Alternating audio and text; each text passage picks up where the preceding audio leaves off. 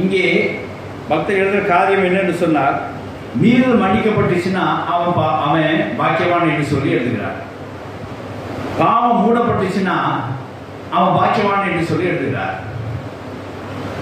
அவனோட அக்கிரமம் எண்ணப்படாமல் இருந்தால் அது அவனுக்கு பாக்கியம் என்று சொல்லி இங்கே ஆவியார் மூலமாக பக்தர் எழுத பார்க்கிறோம். இந்த வசனத்தை கொஞ்சம் ஆழ்ந்து கவனிக்க வேண்டும். எவன் பாவம் மூடப்பட்டதோ அவன் தப்பிச்சான், எவன் அக்கிரமம் எண்ணாது இருக்கிறோ அவன் தப்பிச்சான், எவன் மீறல் மன்னிக்கப்பட்டதோ அவன் தப்பிச்சான் அப்படின்னு எழுதலை. என்ன கொடுக்கிறது பதிலாக என்ன கொடுத்துருக்கேன், பாக்கியவான், he's been blessed, he had been பிளஸ்ட்னு சொல்லி போடப்பட்டது. தேவனுக்கு ஸ்தோத்திரம் உண்டாக.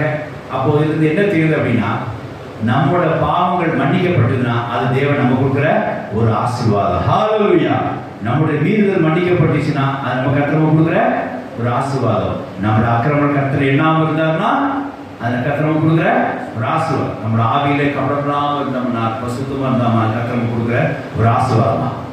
அப்போ இந்த வருஷத்துல கர்த்தர் என்னென்ன பாவங்களை நம்மளை தண்டிக்காம இருந்தார், என்னென்ன பாவங்களை கர்த்தர் மன்னித்தார், என்னென்ன அக்கிரமங்களை கர்த்தர் எண்ணாது இருந்தார், என்னென்ன மீறுதல் கர்த்தர் மன்னித்தார் என்று யோசித்து தேவனுக்கு என்ன செய்யணும், நன்றி செலுத்துறோம். ஏன்னா இந்த பாவங்கள் மன்னிக்கப்பட்டதும், இந்த மீறுதல்கள் மன்னிக்கப்பட்டதோ, இந்த அக்கிரமங்கள் எண்ணாது இருக்கிறதோ இது நமக்கு ஒரு ஆசீர்வாதம். ஆமென். ஹல்லேலூயா.